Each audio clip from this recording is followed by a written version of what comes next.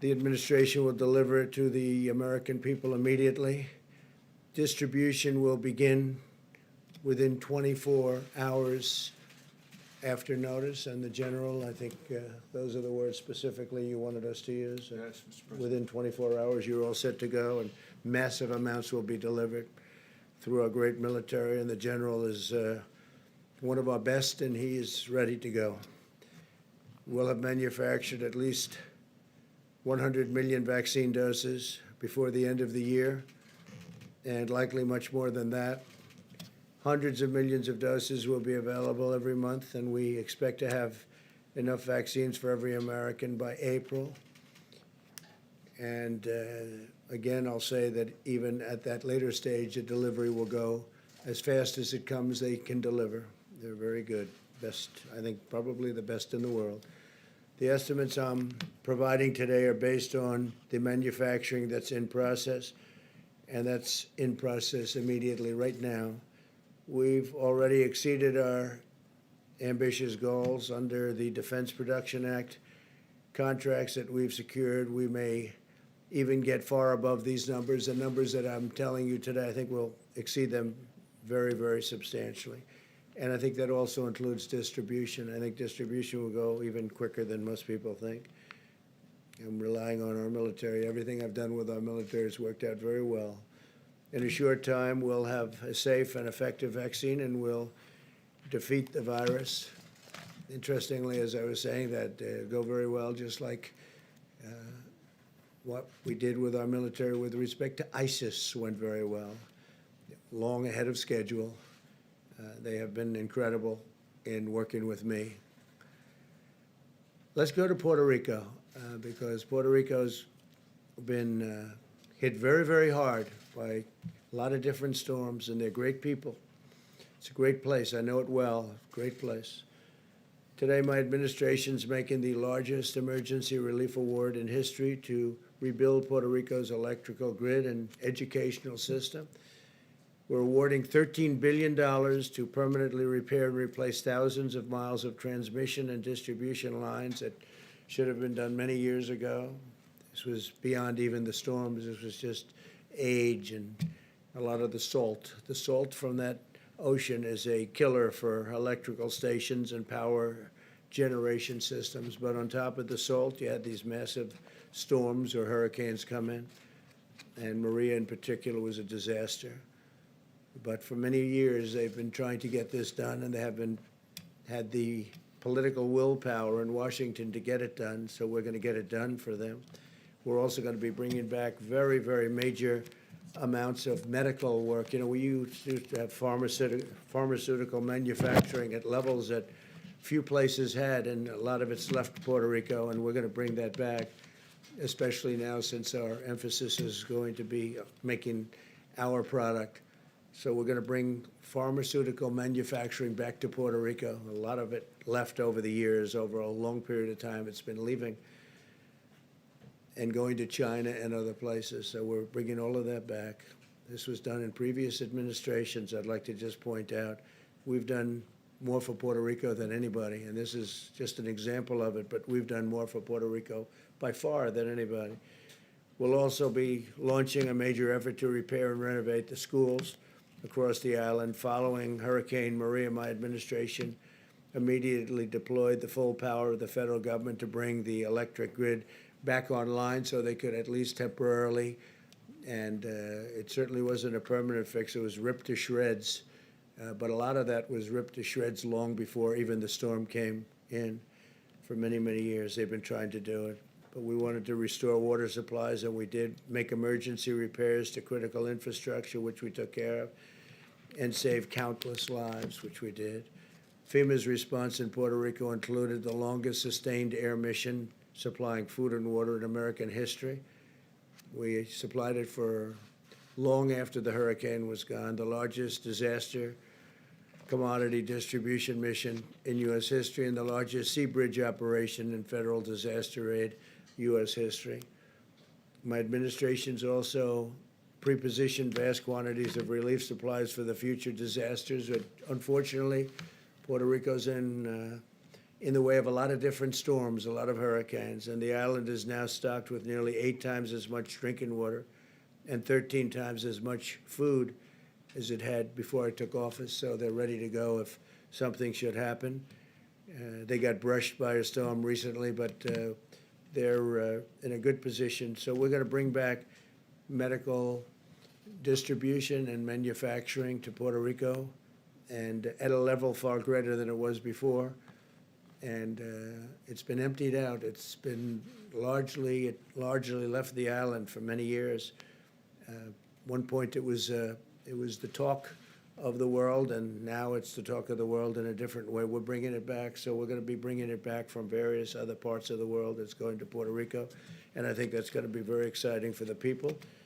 And we're undertaking the largest federal investment in Puerto Rico's history. So you have a lot of, I have a lot of friends in Puerto Rico, and I told them about it, asked them about it. Conceptually, what do you think? And they're very excited. I just want to say, by contrast, Biden's devastated the island of Puerto Rico. Joe Biden, what he's done to Puerto Rico, meaning the past administration, is devastating. In 1996, Biden voted to eliminate a critical tax provision that had allowed Puerto Rico to become a dominant player in global pharmaceutical manufacturing. That's what happened. When Biden voted to repeal this provision, the pharmaceutical industry was ripped out of Puerto Rico. All incentive to stay there was taken away. And all of the jobs went to China and other places, but mostly to China. That's what happened. This was done with a vote of Biden. This was even before the Obama administration. This was early on, but so sad that was done. And then Obama came in, and it got worse. So for the people of Puerto Rico, they were a disaster for you. And I have to say, in a very nice way, a very respectful way, I'm the best thing that ever happened to Puerto Rico. Nobody even close. But as a result, the island's economy, under the previously mentioned names, it just absolutely cratered. Biden's vote also left the United States at the mercy of foreign suppliers for essential medicines, putting our national security and our health at risk. We had a tremendous industry potentially going to Puerto Rico, and they just absolutely cut it short with bad votes and took all the incentive away, and it went to other places, faraway lands. So they really, in a sense, were voting to destroy Puerto Rico, and we're bringing Puerto Rico back, and we'll have it done fairly quickly.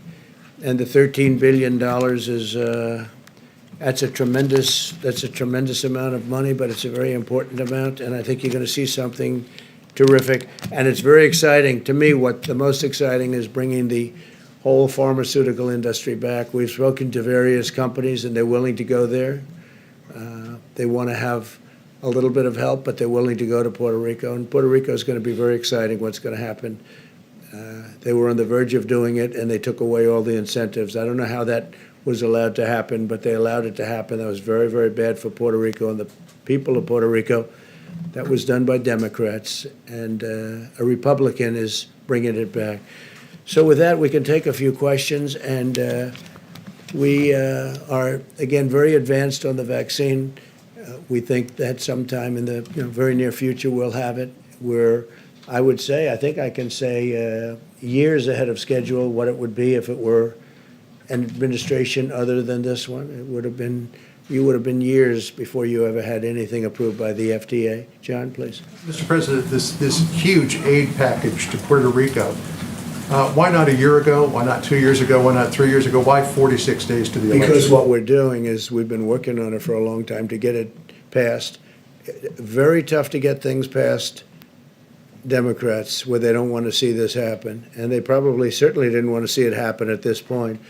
But it's a big package. It's a great package. And I think the most exciting part of the package isn't necessarily the billions of dollars. It's going to be what we do with the pharmaceutical industry. We're going to get them back into Puerto Rico. They liked being there, but they changed the tax situation. They ripped it out. So they really ripped apart the island. And we're going to bring it back, John. It may be simply coincidental, but it does coincide with the big push for Puerto Rican voters that the Biden-Harris campaign. Yeah, I think that that's, well, they can't do anything. Look, the Biden-Harris campaign, what they did, they hurt, I've gone through it, and whether it was President Obama or Vice President Biden, they were a disaster for Puerto Rico, a disaster.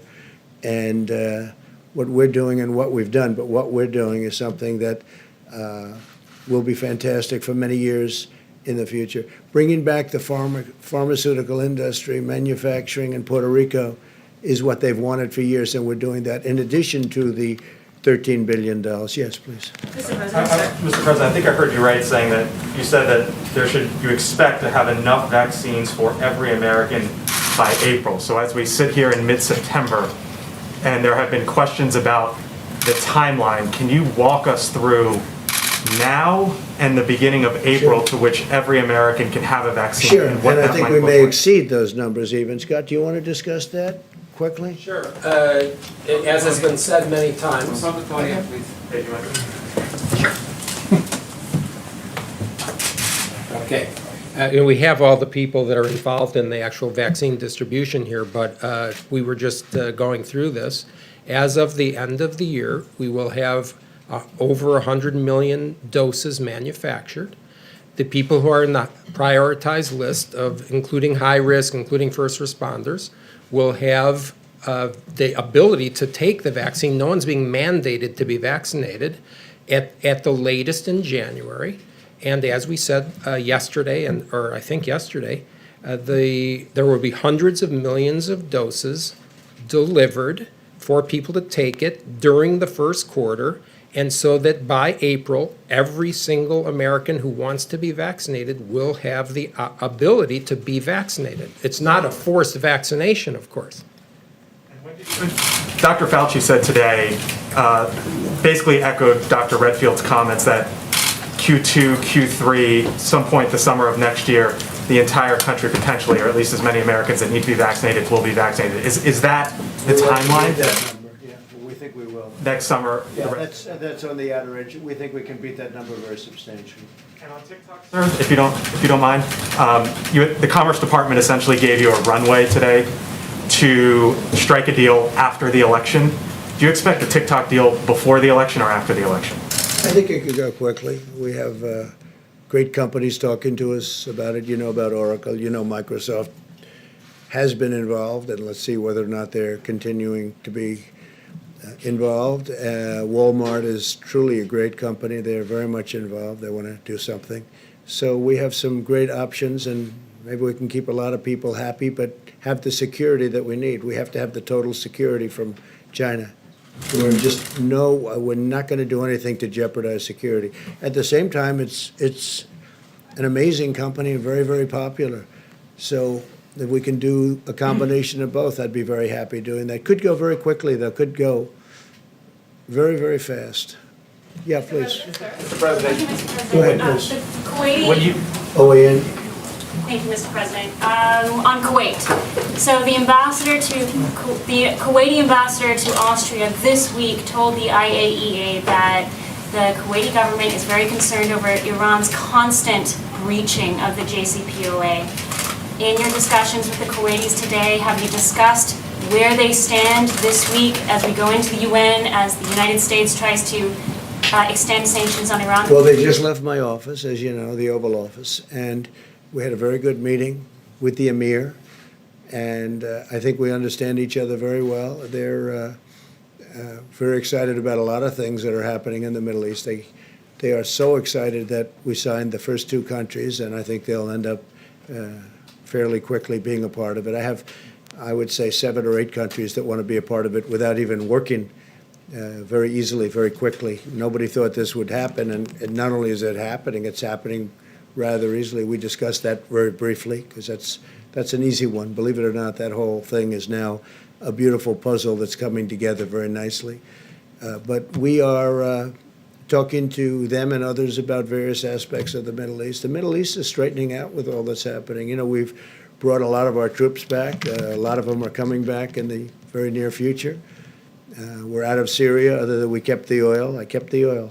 And we have troops guarding the oil. Other than that, we're out of Syria. We took them off the border between Syria and Turkey. We had a lot of troops on the border.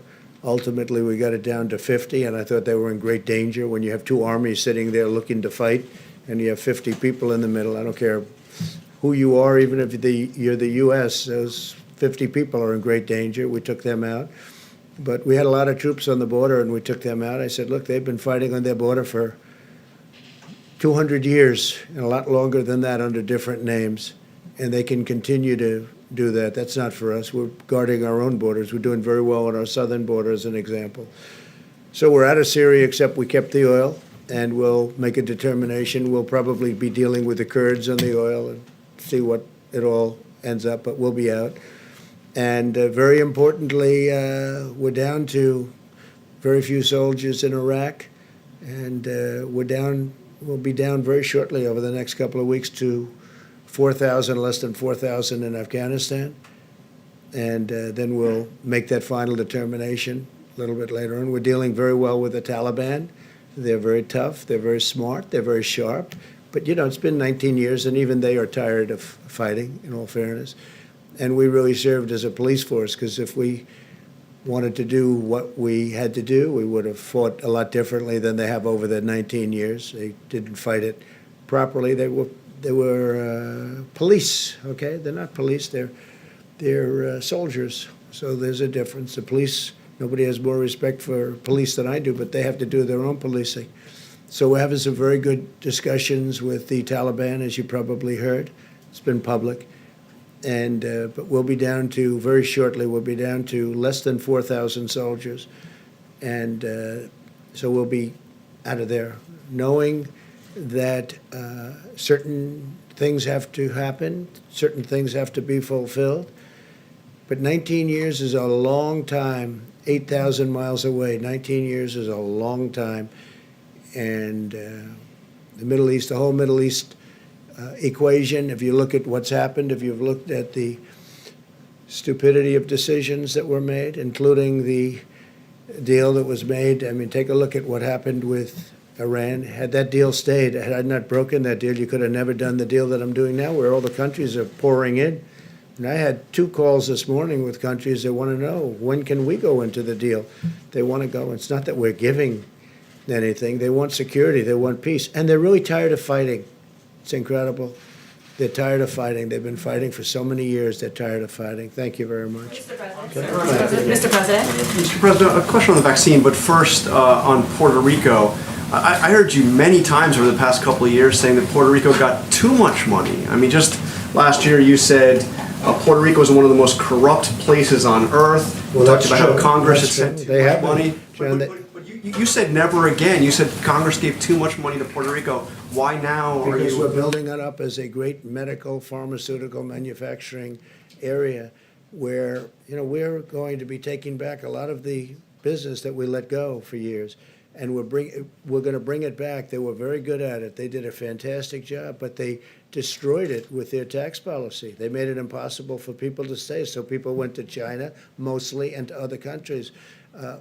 Puerto Rico has been very corrupt in terms of its politicians. You see that. They're one after another. It's been unbelievably corrupt. And we're studying that and working on that. And we think we have a good group of people. We're working very well with the politicians right now. But I think more exciting than the dollars, and you have to do something with respect to their grid. Their grid is a disaster. Their generators are wiped out. And they've been wiped out for years, long before Maria came. They've been wiped out for years. So if we can build Puerto Rico back into a pharmaceutical manufacturing area, we're going to designate it as such. I think it'll be unbelievable for Puerto Rico, unbelievable for the people of Puerto Rico, and we can make it very successful.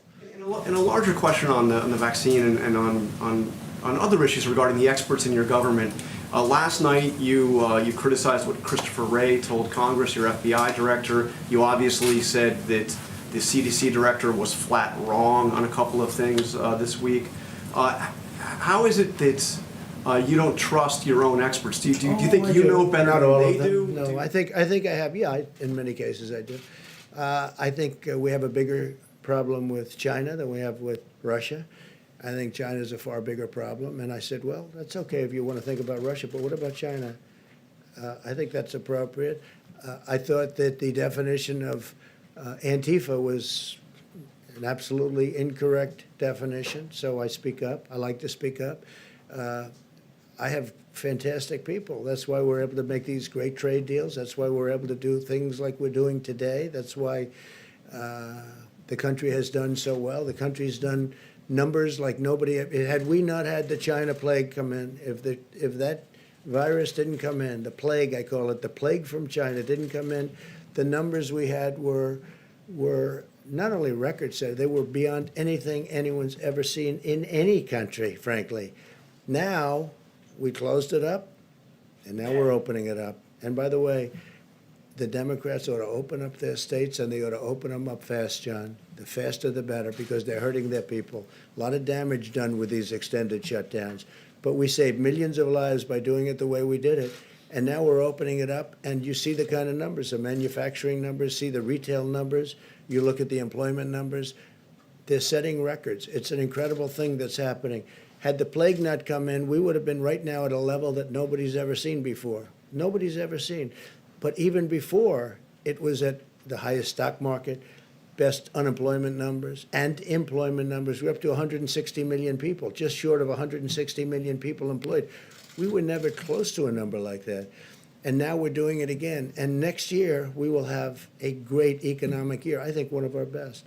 Yeah. What about what Ray said about white supremacists? Did you? The Postal Service had planned on sending 650 million face masks to Americans back in April. That never happened.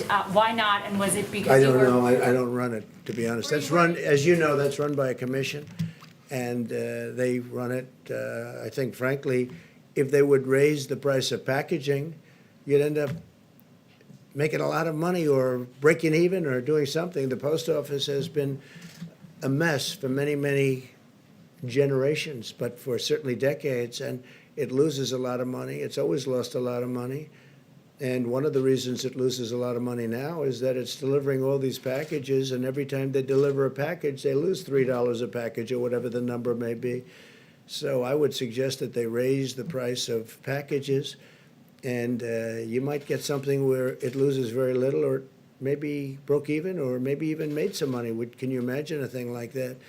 And whether it's Amazon or any of the other internet delivery services, if you did that, you'd have a whole different post office. So hopefully they'll be doing that. In the meantime, I know so many people in the postal system, and I've known them over the years. They're incredible people, and they're very secure. They're going to be very secure. You know, the problem they have with the ballots, not the post office, the problem they have with the ballots is the people sending the ballots and the people counting the ballots. And who are they sending them to? Where are they being sent? Are they being sent to the wrong areas? Are they not being sent at all? There'll be tremendous corruption if they don't do something about it. Now, one big hope is that we're in front of numerous federal judges in Nevada. We're in front in Pennsylvania, as you know. We're in front in Michigan. We have numerous court cases out there that are very well advanced, and you'll start seeing decisions, just like we won the case on opening up Pennsylvania. That was a great decision by a judge that came down 2 days ago, and that was a very important decision. So, but we have a lot of very important decisions coming down on this, on the scam of unsolicited ballots, where they're sending out tens of millions of ballots to everybody, people that didn't expect them. People are getting inundated with ballots. They'll be showered with ballots. Everybody in this room knows it's a scam. Okay? Everybody in this room, even John. Don't say it, John, because What's a it's a scam. Sending ballots at a level Scam? they are never going to be able to count them. Let me ask Don't you. your officials vote by mail, sir? People in the White House vote by mail. Are they part of the But scam? that's different. That's called solicited. When you solicit, when you go out, it's called absentee or solicit. When you go out and you request a ballot, you want to say, I want to vote because I can't be in Florida or I can't be someplace. You request. So you're sending something in. It's handled professionally. They send it back. It's a whole thing. That's much different than unsolicited. When you get millions of ballots, I heard numbers like 80 million ballots. Now, just this week, they had another one of the disasters that took place, an election. But look at what happened in New Jersey, and they had another one in New Jersey, very, very bad, different than Patterson. Look at what happened in New York with Carolyn your Congressman, Murphy. Maloney, Carolyn Maloney. Look at that, I mean, look at that race. Carolyn Maloney had a race, it was a disaster. Ballots are missing, ballots are fraud. These are small races, look at what happened in Virginia. Look at what happened at various other parts of the country, even over the last short period of time. And these aren't 80 million or 50 million or 20 million votes. These are small elections. These are congressional elections where in theory it's easy. So what's going to happen on November 3rd when somebody's leading and they said, well, we haven't counted the ballots. We have millions of ballots to count. It's a disaster. Everyone knows it. Everyone knows it's a disaster. And I don't expect people here to say, although some people will, some people would say it. Everyone knows. You don't even have to know politics to know. And this has nothing to do with post office, by the way. Where are these ballots going? Who's sending them? Who's signing them? You have in Nevada, you have a governor that signed something where he doesn't even want verification of the signature. So what does that mean? So he doesn't even want verification of the signature. So I think it's going to be a terrible time for this country, and we're counting on federal judges to do a great constitutional job when they're right now analyzing it. Many federal judges, like I think 5 or 6, but many federal judges, I can tell you in Pennsylvania, big, in Nevada, very big. I believe it's in front of a judge in Michigan. We have a lot of judges have not yet ruled on this, but if it's ruled in a different manner, or it's ruled where these millions and millions of unsolicited people that aren't even asking, there's such a difference. You write in, you ask, they send it to you, you sign it, you send it back, that's perfect. That's absentee. There's nothing like going to the voter booth, by the way, nothing, where they check you as you go in. There's nothing like that. But that's absentee, that's okay. But the scam of sending millions and millions of ballots, and you know who knows this better than I do? The Democrats. They know it's going to be a mess. They know they're going to be millions of missing ballots or tremendous numbers of missing ballots. You could be talking about large percentages of these ballots are going to be missing. There's going to be fraud. It's a disaster. And it'll be a lot easier for me not to bring it up, but everybody knows I'm right. And you don't have to know a lot about elections. You don't have to know a lot about politics. This is going to be the scam of all time.